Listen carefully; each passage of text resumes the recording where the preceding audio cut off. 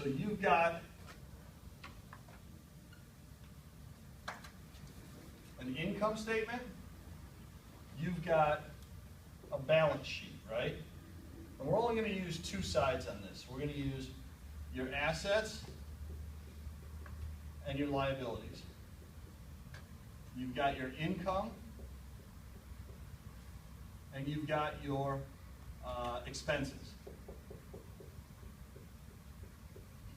Right? We all on board? Okay, so if I am someone who is poor, how much income do I have coming in? Not much. Not very much. It's just kind of a small amount, right, that comes in. And then what happens, so the money comes in, then what do I do with it? I use it to pay bills, right?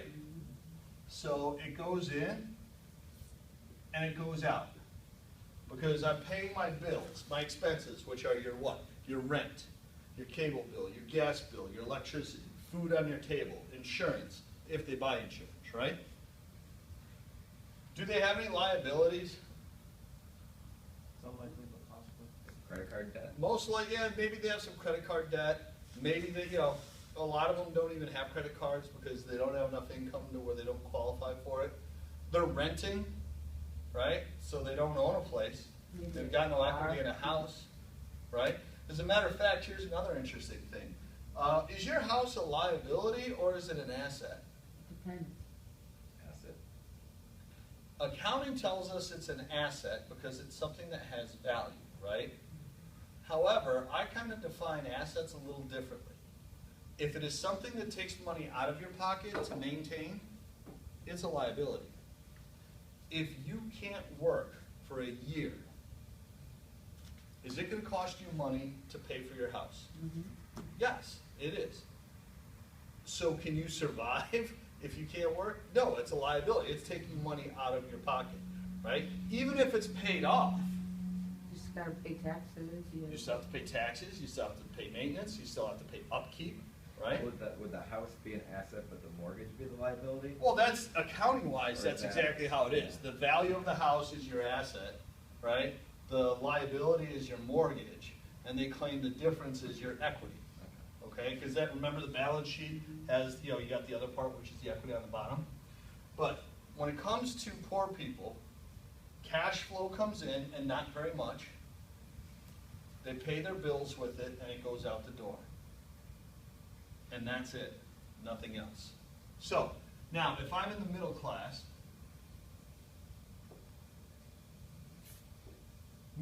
do I own my home? Yes. Right? But see, here's the thing with the middle class, is a lot of times what they do is they buy things that actually create liabilities. Because when they bought that home, it created a liability of their mortgage, right? They bought those two nice cars that they're making payments on, so they got a car payment, right? Hey, you know what, I gotta have a boat. I've wanted a boat my whole life, so I'm going to buy a boat so I can go out and take the kids water skiing, and, or you know, take them out tubing and stuff like that. And you know what? I need a place to park my boat, so I'm going to get a summer home, which I'm, you know what, I'm going to borrow money because you know interest rates are really low, right? So I'm going to see where I'm going with this. They are buying at what they think are assets, but the reality is they're buying things that create liabilities. These liabilities actually are expenses, are they not? Mm-hmm. So, if I'm middle class, what I'm doing is I'm getting a bigger pipeline of income that's coming in, right? Matter of fact, maybe there's even two pipelines because maybe you have a husband and a wife that are both working. So now, the difference is this, that their money that they're purchasing, they're actually using to buy items that create liabilities. These liabilities created expenses, and they go out the door. Now, in either case, if you lose your job, or one or both of you, how long can you survive? Not very long when you have all those payments. Exactly. You start running into a lot of problems because you're not building anything, are you? You're not creating anything. Now, granted, yeah, you're over 30 years, maybe you're building, value in your house, right? Because you're turning your house into an asset by purchasing instead of renting. So I'm not saying it's a bad thing, but most people look at it incorrectly, is they look at it as nothing more than an asset itself. Here is the difference when we talk about rich people. Rich people have made one difference, or one thing. What is the one segment that neither of those people are actually touching? Equity. Assets. They're not building assets. So when you look at somebody who is wealthy, this is what happens. They have income coming in, right? Same thing. Let's just say it's one person, one income coming in. But not only do they have liabilities? Yeah, they got a mortgage. They got car payments. They got some of these other things. They got 2 boats. Well, but at some point, what they've done is they've done this, which is the money that they've bought things that create liabilities. They've also peeled off money and they've purchased assets, stock. They put money into a business that they own, right? They bought, pick an asset. An asset can be anything. They're creative and they get something that's copyrighted. They wrote a book and something that's generating income. And see, and that's the thing. Assets themselves are things that have value and also create income. So these assets start creating income that goes into the stream as well. Now granted, if you're just starting out, you have a small stream of income coming in from your assets. But if you continue to do it, it's not hard to get rich in this country. It just takes time, and it takes work, and it's really flippin' boring. It's not sexy for the most part. It's not like winning the lotto where you get everything all at once. It is time after time of basically spending less than you make. And you're actively setting stuff aside and building assets. Because now, if your asset pool gets big enough, this pipe gets bigger. What happens if you lose this? You can't work for a year.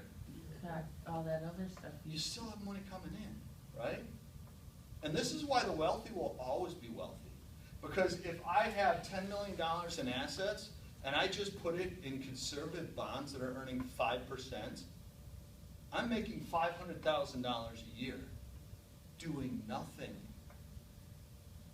but not spending the assets that I took the time to build. And this is the piece that nobody pays attention to. This is the piece that everybody forgets about. Here's the other thing. You know what the income tax rate is on this money that comes in here? It's like 30%. Well, it depends on this is the marginal tax rate, right? Remember we talked about that on the corporate side. This is your marginal tax rate. So this is going to be anywhere from, it goes, 10%, and it goes up from there. 15%, 20, 22, 25, 32, 39, all the way up to 39%, right? At 39 and a half, I think it is now. I don't know, I'm not an accountant. But, so anyways, that's what you're paying on every dollar more that you make here. What is the interest or the tax rate on capital gains? About 15%. Oh, by the way, if I buy something called a municipal bond, which is a bond that's put out, we'll talk about bonds in chapter 7. Bonds, municipal bonds is a bond that's put out by a state or local government and cannot be taxed by the federal government. You know what the income tax rate is on the money you earn from that bond?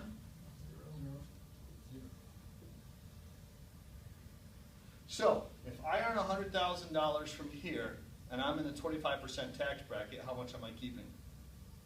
$75,000, right? If I earn $100,000 here, and it's all from municipal bonds, how much am I paying in taxes? Nothing. How much am I putting in my pocket? $100,000. How much do I have to spend? $100,000, right? So, this income stream here is taxed at a lower rate. So whenever you hear people talk about, we want to raise taxes on the rich, so we're going to raise income taxes, you're not doing squat. You're not. Because, like I said, they could walk away from this, they've got their assets already built up. That's why you hear sometimes rich people saying, we need to raise income taxes, because a lot of times, they don't care. They don't Why get don't they most of their raise stuff those as income. taxes? They don't get, because you know why? This is productive money. This is the money that goes into a company so a company can build a new product and hire people. This is money that goes into where someone buys a bond so that they can build a hospital, so that they can create, so that now people are going to be employed building the hospital, then working in the hospital after it's built, right? These are the kind of assets that create jobs, which is why they don't want to tax them more. But the thing is, these are the assets wealthy people have. So if we want to solve the poverty problem in this country, what we need to do is we need to teach poor people how to start buying assets, right? We need to teach them how to increase what they have coming in so they have a little more money so they can peel some of this off and start buying some assets.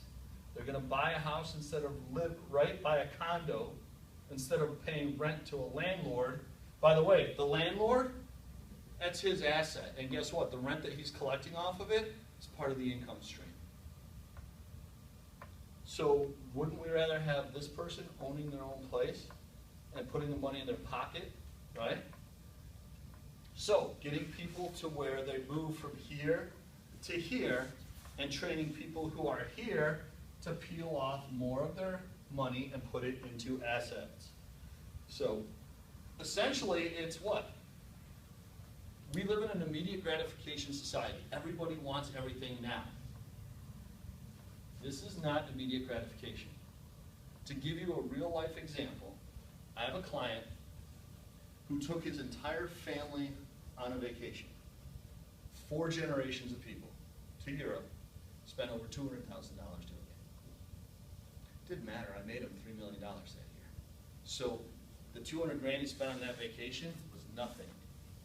Because but this is a guy who built a business, grew his business over the years, and continued to set aside money. He also was a founder of a bank, put money into a bank to start creating that. He started a number of businesses, and that's what it takes. Poor. This is what the poor are poor, and the middle class are stuck. Someone will go through their entire life stuck here, right? And you see people like that all the time. In Texas, they call it big hat, no cattle. You've got a lot of stuff to show for it. You're driving a nice car, you're wearing a nice suit, got a nice watch, but you got no money in the bank. That's what that is. That's the middle class. That's keeping up with the Joneses. We got to get people from here to here. And the only way to do it is to build assets. So, financial statements, right? Is the stuff important? Yes, it is. I was a little long in 10 minutes.